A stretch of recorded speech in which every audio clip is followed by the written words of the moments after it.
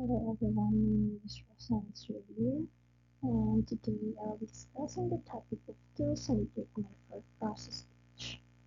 So, many of us have likely tried making cross stitch projects during our undergraduate years or even back in high school or senior high school. As a result, we are already familiar with some of the essential materials needed for process stitching. So before I start my lesson, let's identify first what is a cross stitch.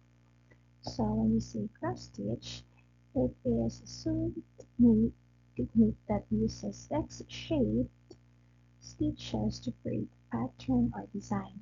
So cross stitch is one of the simplest forms of needlework and is often done on even weave fabrics like Aida cloth, which have a grid-like structure that make it easy to place stitches evenly. Cross-stitching is commonly used for decorative projects such as wall hangings, bookmarks, pillows, and clothing embellishments. Patterns can range from simple motifs to intricate designs, often following a color-coded charts. Now let's proceed to essential cross-stitch tools. So first we have the cross-stitch needles. So when we say cross-stitch needles, um, an embroidery needle, commonly known as tapestry needle, is an essential tool in cross-stitching. It is specifically designed to work with embroidery floss and fabric like Aida cloth. So we also have characteristic of an embroidery needle for cross stitch. We have a blunt tip. So blunt tip prevents the fabric from tearing and allows the needle to pass smoothly through the holes in the fabric. We also have large eyes, just like in the picture. It makes it easier to thread multiple strands of embroidery floss.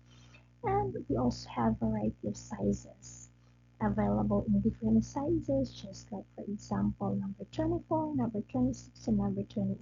But as you can see in the picture, we have different numbers there. And remember that with the smaller numbers indicating thicker needles and the larger numbers representing fine needles.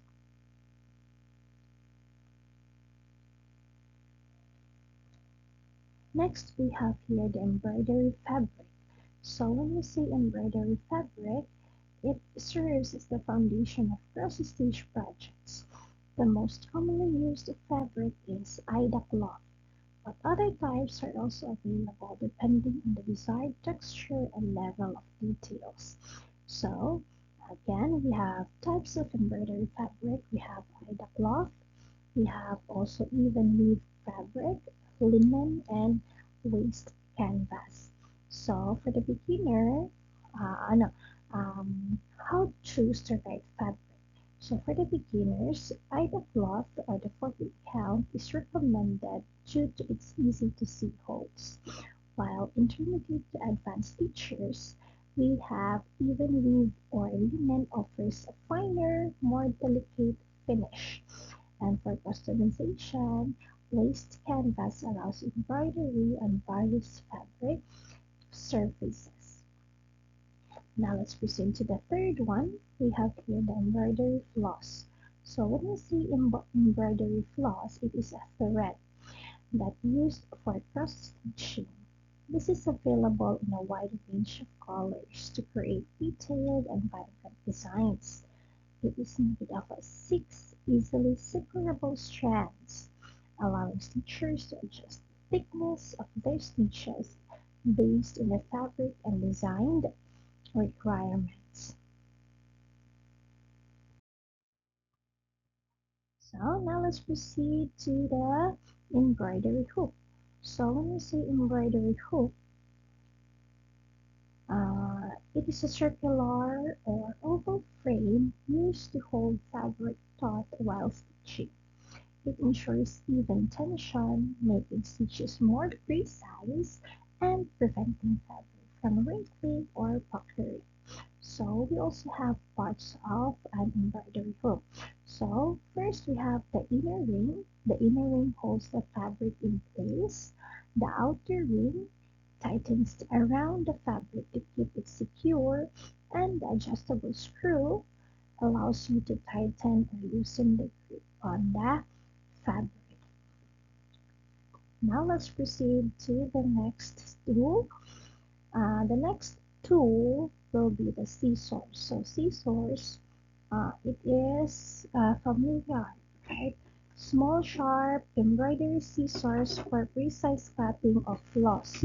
So when we say scissors, we can use different kinds of scissors, or those scissors that can be used for cutting of threads. Now let's proceed to the next one. We have here a pattern.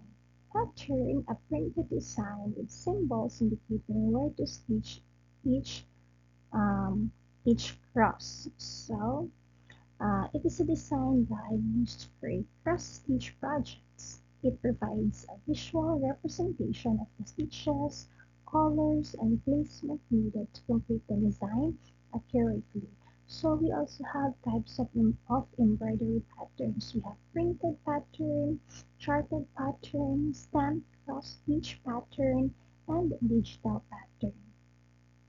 So always remember on how to read and use an embroidery pattern. So we have four steps on how to read and use an embroidery pattern. First is start from the center, because it locates the center of your fabric and pattern to align the design properly. Next, use a highlighter or marking tool. Mark completed stitches to track progress. Third, follow the color code. Match thread colors accurately using the legend. And fourth, work in sections. Stitch small areas at a time to maintain consistency. Now let's proceed to the optional tools for enhanced experience. Now we have here the magnifying glass. So magnifying glass or magnifier is used in cross stitch to help stitchers see small details more clearly, especially when working with a high count fabric like 16 count or 18 count IDA, even weave or linen. So it reduces eye strain or improves accuracy when making stitches. Next one will be the light source. So when I say light source, it is essential for cross stitching, especially when working or intricate designs or high count fabrics. Proper lighting enhances visibility, reduces eye strain, and improves stitching accuracy. Third will be the fabric marker. So fabric marker is used in cross stitch to help stitchers mark grid lines, design placements, or stitching guides on fabric. So it ensures accuracy and helps keep stitches aligned, especially for large or complex patterns. Now we have here the seam ripper. So when we say seam ripper, it is a small tool used in cross stitch to help remove mistakes or unwanted stitches without damaging the fabric. It has a sharp curved blade designed to cut threads cleanly and efficiently. So what is the uses of the seam ripper? So we have here four uses. First is to remove incorrect stitches. Next is to cut stitches neatly. Third will be prevents fabric damage. And the last one is fixes misplaced or miscounted stitches. And the last tool will be the blocking board. So when we say blocking board, it is used in cross stitch to help shape and smooth out finished embroidery projects.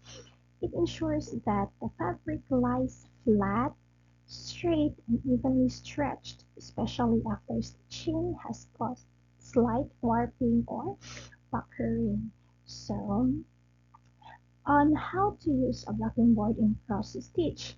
So we also have four steps or four uses of blocking board. First is straighten fabric. It helps wrinkles, distortions, or unevenness caused by stitching or stitching tension. Next is maintain proper shape.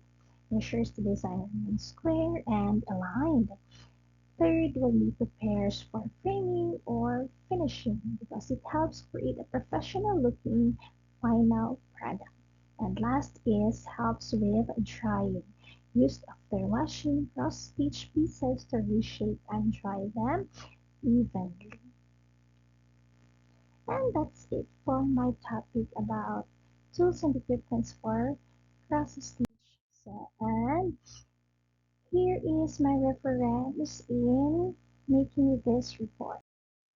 Thank you for listening and thank you for watching. Have a nice day.